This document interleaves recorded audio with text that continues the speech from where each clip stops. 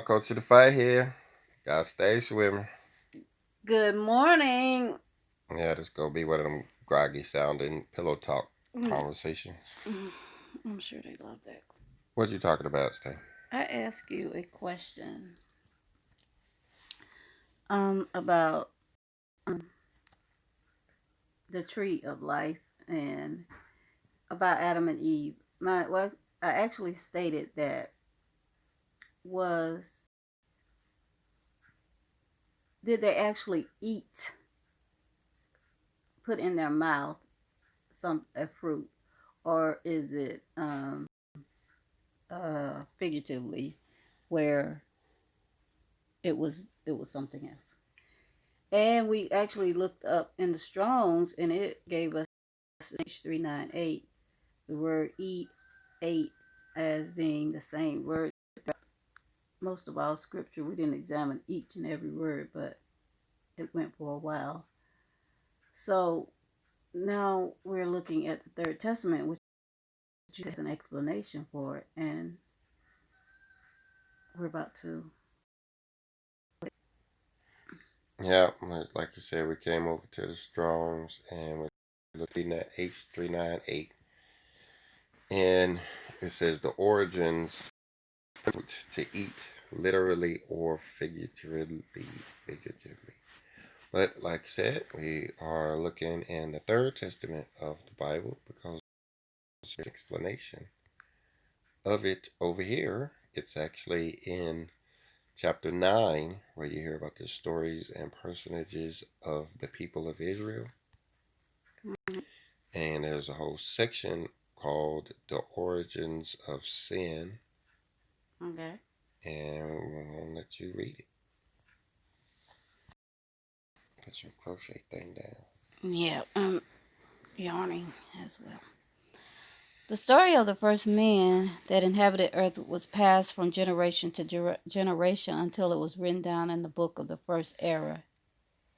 It is a living parable about those first beings that populated the earth. Their purity and innocence permitted them to feel the caress of Mother Nature. A warmth of friendship existed between all things and complete brotherhood between all creatures. Okay. Oh, I might need to get you closer to the section where it's actually at here. You may be you're going to read way too much. Yeah, because we know the Third Testament is long. Um, I think that's it though. I see I did a search for the word good and evil. You might as well get ready to read it. I might have cut you off too soon.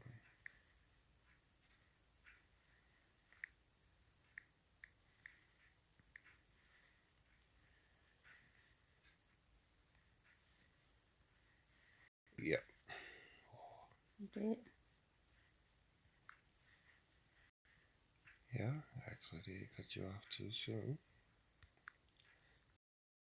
So up at verse 2, what you're looking for, I think, is in verse 3. But Okay.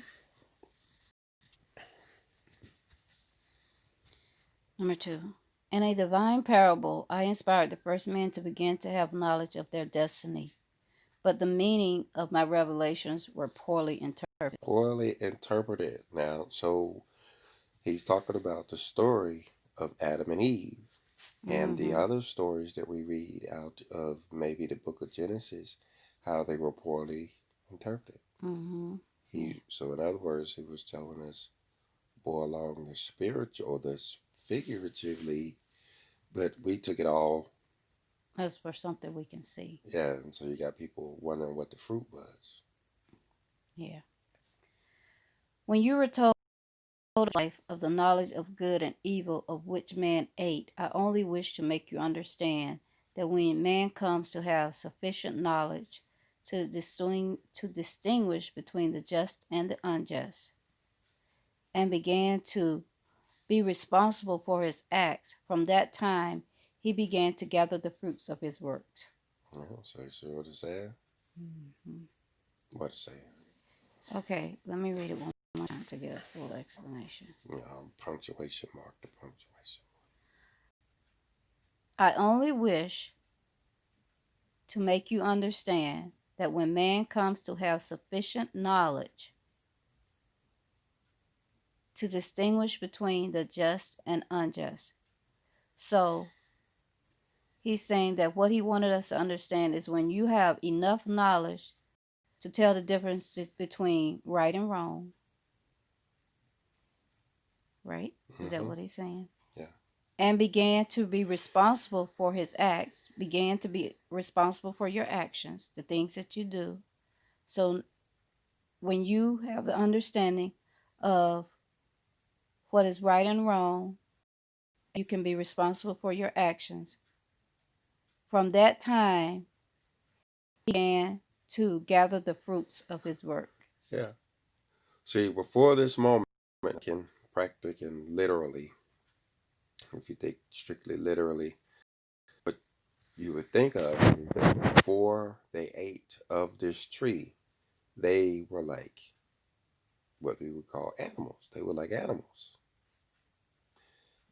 That cow, that dog, they don't know the difference between right and wrong. All the thing they know is that they're gonna get in trouble for it. That dog, all he knows is that he's gonna get in trouble. The cat knows that if she tries to come in the house, you're gonna stomp at her and you're gonna hit her. You're gonna hit at her. You're gonna swing at her. You're gonna yell at her. She doesn't know that it's wrong for her to come in the house. She just knows that when she does attempt to, she's gonna get in trouble. Same way with the dog. He doesn't know that jumping up on you, putting his paws on your clean clothes is wrong. He just knows that the last time he did it, he got yelled at. He got fussed at. Mm-hmm. Well, so the animals, they have no knowledge of good and evil whatsoever. They don't know good and evil. There's not a concept in their mind. All they know is I'm gonna get in trouble or I ain't. Mm-hmm. And so before Adam and Eve ate of the tree of knowledge, it was the same way with them. You know, they would have only known that, okay, if I do a certain thing, it's gonna hurt me. If I touch that fire, it's gonna burn. Yeah. But they really didn't know the difference between right and wrong. Mm-hmm. It wasn't like they were sitting there contemplating the idea. You know, somebody come to them and say, "Is this thing wrong? Should I do this?" And their only answer would have been, "Try it. See if you get in trouble or not. See if it Or hurts you." their answer would have been, Abba told us not to. Or, Yeah, he told us not to, and the yeah, only thing that he told them at that point, as far as we know, the only thing that they were told it's not to if you, do. well, he said if you do it, you should die. Well, yeah, but that's eating of that tree. Yeah. Mm-hmm. As far as then, that was the only wrong in the world was eating of that tree.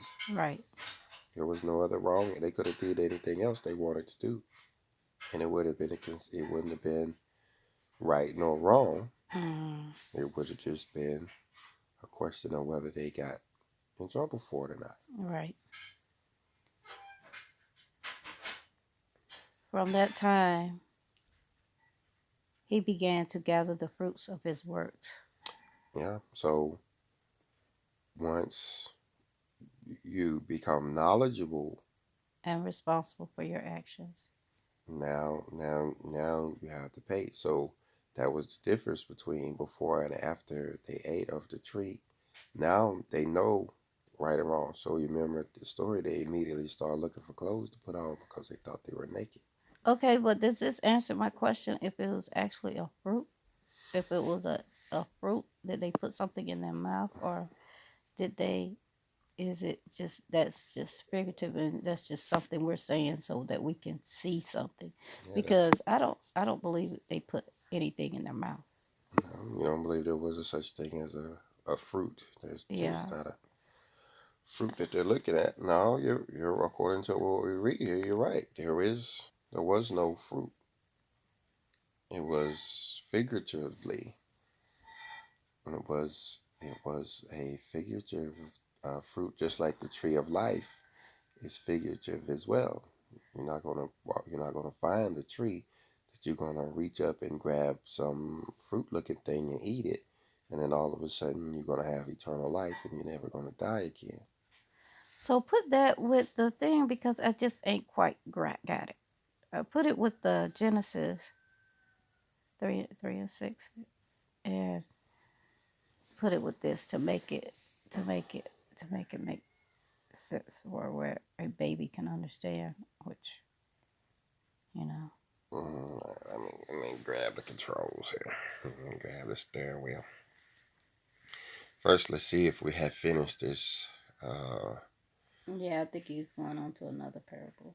You know that God said to me, and grow, multiply, replenish the earth. Yeah, he's going to something completely different. And so, let's read. Let's see. Let's go back up here. In a divine parable, I inspired the first man to begin and to have knowledge of their destiny. But the beginning of my revelations was poorly misinterpreted. So now this is talking about the beginning of men. So this would not only include Adam and Eve, but this would be actually a parable for all of humanity. So thinking figuratively is not consistent of just Adam and Eve. So it wasn't just Adam and Eve that understood the difference between right and wrong, because it would have actually included the 10 patriarchs, Moses, Abraham, and Isaac and Jacob, and all of those first humans who didn't know the difference between good and evil. They didn't know the difference between good and evil. Mm-hmm. They was just, like you said, they was following commandments. Yeah. Doing what it was that what they're like, Abraham got a covenant, and from that point on, all he knew is that he was supposed to circumcise his children. Yeah. Along with all of the covenants that had been gotten before then, like the covenant to be fruitful and multiply. Well, he knew that he was supposed to have a wife and kids from that. The covenant he got from Noah, which said that he wasn't supposed to eat blood. Well, he knew that. But as far as everything else, he had no knowledge of what was right and what was wrong. And I hate to call out Abraham specifically because I don't know at what point did humans progress to the point where they came into this knowledge of good and evil. But we know for sure that it wasn't limited to Adam and Eve, because after Adam and Eve, people still was in the age of self-governance. It's called self-governance because they did whatever they wanted to do. There was no laws. There was no rules. People just did what they wanted to do. If they wanted to do good, they did good. If they wanted to do evil, they wanted to hurt people, kill people, there was nobody or nothing that was gonna come and correct them. So what about since you're saying that, what about Cain and Abel? Didn't he not know that he had did a bad thing? How would he have known? How would he have known that he had no commandment? All he knows is that his brother was getting on his nerves too bad, and he had a way of shutting him up. How did he know that it was wrong to do that? He had no foreknowledge. He had actually watched his brother kill that sheep. That's probably where he got the idea from. Hey, he hit that thing real hard and it stopped moving. Well, maybe if I hit you real hard, maybe you'll stop moving. Maybe you'll stop running your mouth so much. And we getting all this from the book of Jasher, you guys. Yeah, how he. But but the thing is, he didn't have a commandment at the time that said don't kill. And if you remember, the end consequences was, that they put a mark on him, sent him out of the garden or whatever. But he actually went on to have a whole lot of children. Cain did. So was he the question is, was he knowledgeable that what he was doing was wrong? The answer is no, until the father started talking to him. I said, what did you do? Where's your brother at? He even lied. Am I my brother's keeper? I don't even know where he at. So He had no knowledge of lying was even wrong. There he is lying to the Father. So a lot of stuff in scripture that we take because as humans we want to see something. We want it to have a good story, something that we can take and to see it mean it sort of makes more sense. You know what I'm saying? To be able to see it, to touch it, to smell it, to taste it. But the Third Testament tells us that a lot of this stuff was misinterpreted by translators, by, even modern translators are misinterpreting it now. The Bible scholars at Yeah. the time. So it makes sense that, and this just came to me last night, that the tree of knowledge of good and evil wasn't about eating of an actual apple or fig or grape or whatever other fruits that we've given it. It was something that you couldn't see, fruits that you can't see. Yeah. And you also, you have to remember that along with this story of this tree was how they was actually kicked out of the garden because of them gaining this knowledge of good and evil. Well, you think of that figuratively, and what I gather out of it is that now that they understand good and evil, they now understand sin. They now know that doing wrong is a sin. And sin creates a barrier between us and the Father. And that's what made them leave this garden where they were in communication with the Father, 24/7. It was, that they were now doing acts that they considered evil, not God, but them. They created sin. And so that created a barrier, just like it does today. When we are doing sinful stuff, it's hard for us to then get on our knees and start praying and start having a communication with Him. Yeah. The more sinful we are, the more distant we feel from the Creator. Well, when they gained this knowledge of good and evil, did they start creating this distance between them and the Creator, and that's what got them kicked out of the garden. Yeah. Figuratively.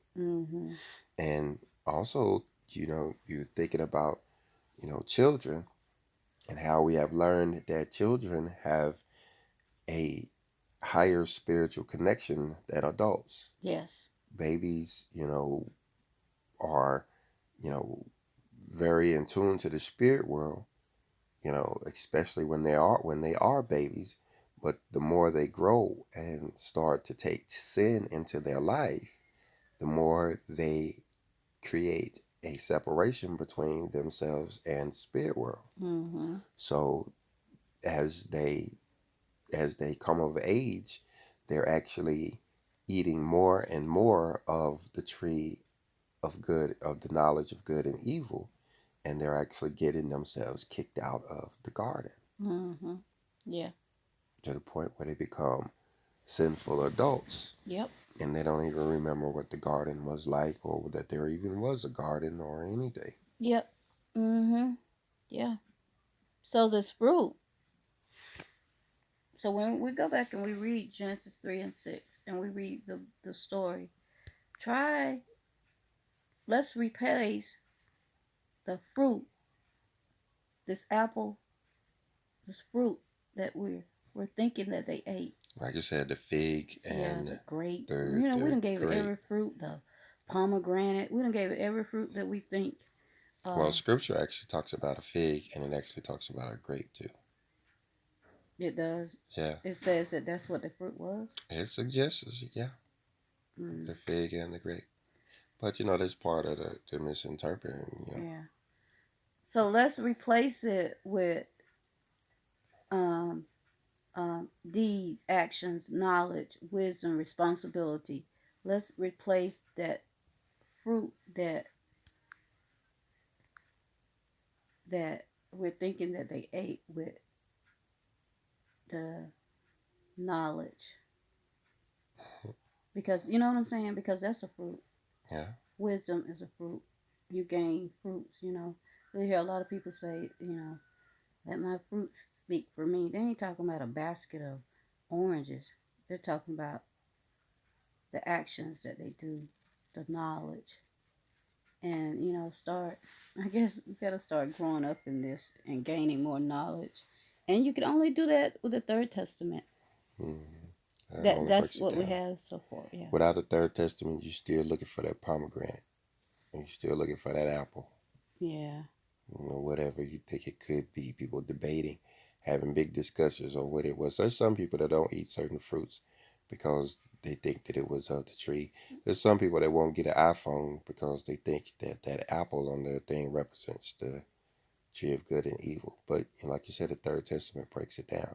Yeah, and they actually, I think that they actually, you know, they got the apple and they got the bite out of it. So that's just, Yeah, there was them misinterpreting yeah, usually someone. Well, that's the whole world. But symbolism. I Yeah. think I think what it really boils down to is that once you know better, you do better. Hmm. And that's what it's saying. Once you know that something is wrong, you don't do that thing anymore until you become like like if like I hate to keep bringing up dietary laws because they're not part of the covenant. But the first thing that brings to my attention is tuna and how tuna doesn't have scales.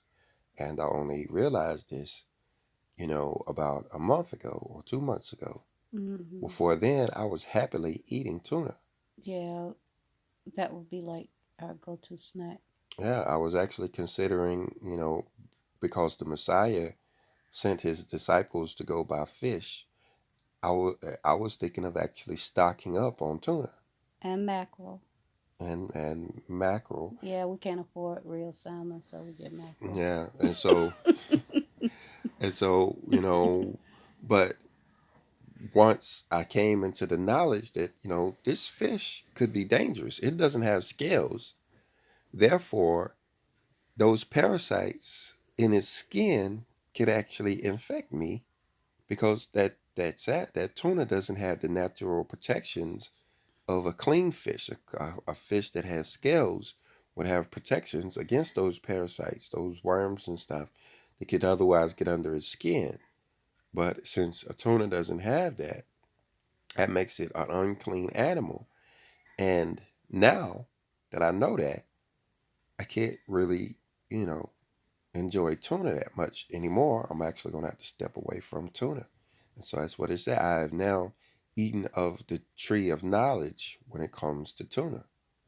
And I'm sorry you guys listening to this video for the first time. I actually just fed you some too, huh? Just gave you a spoonful. You wasn't there. Hey, I didn't want that.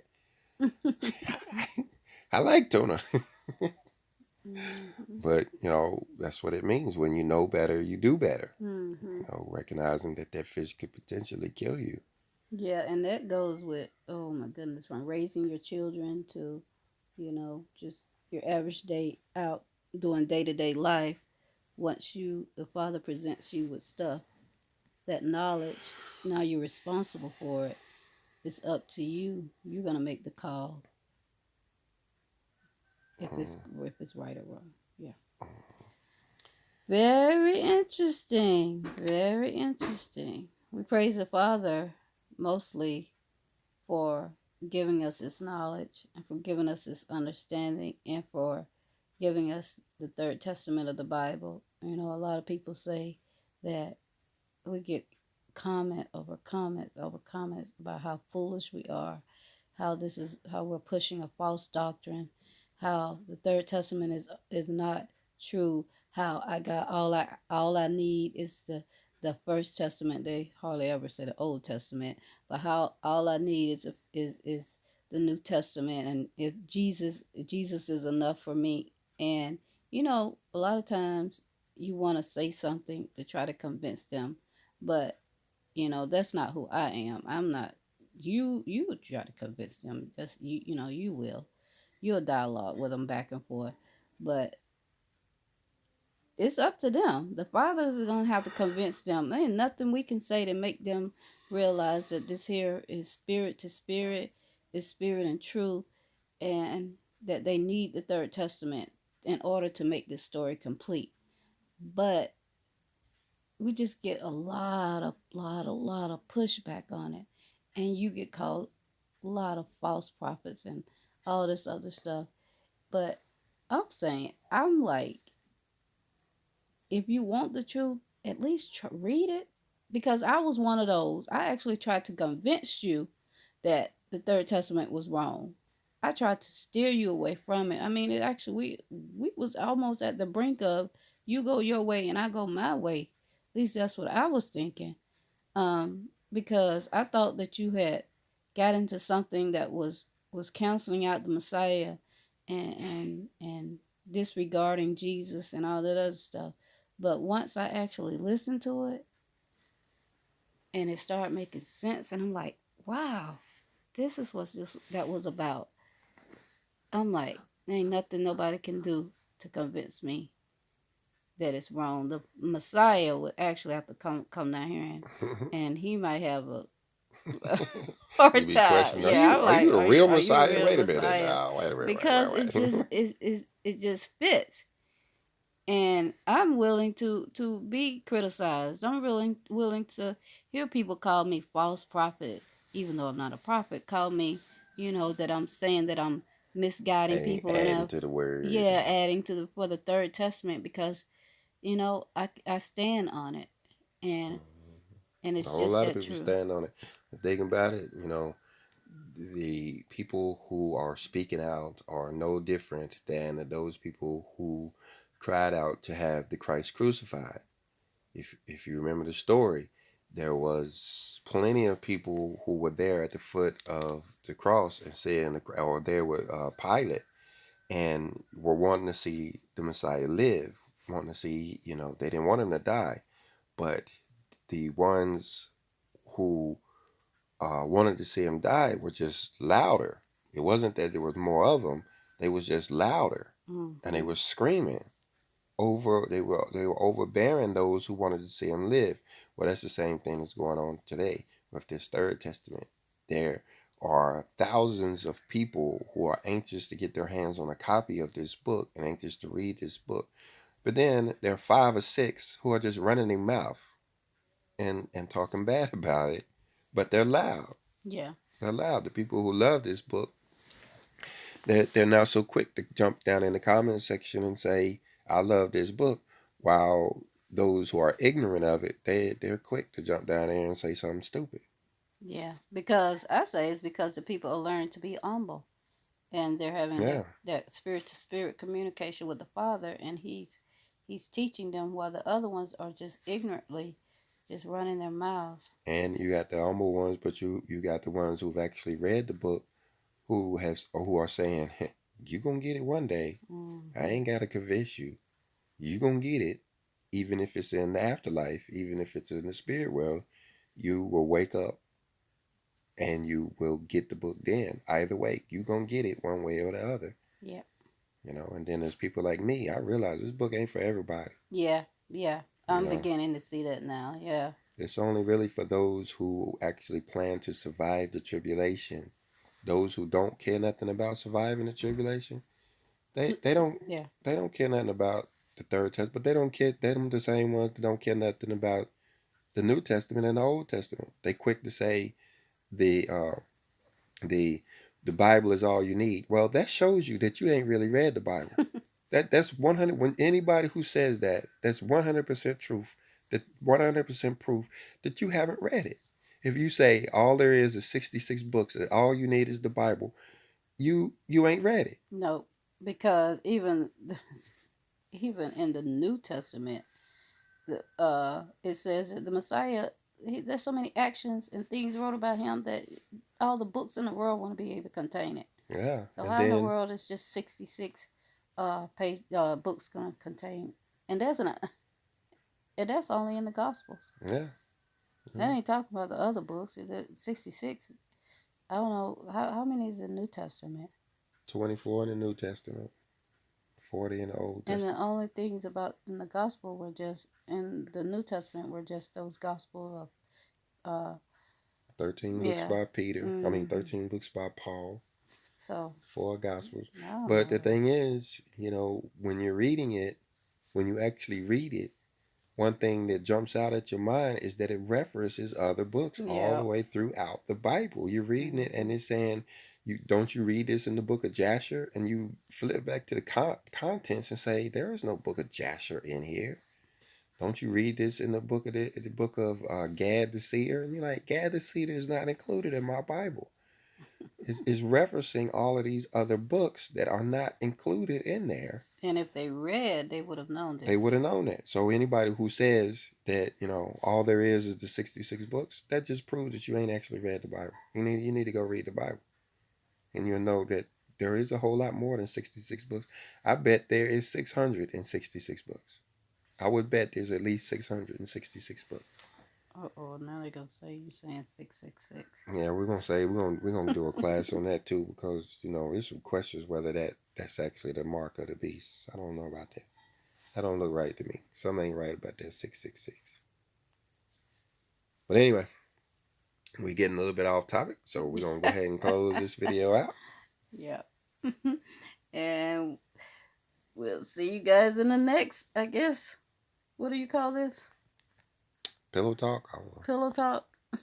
Shalom. Shalom.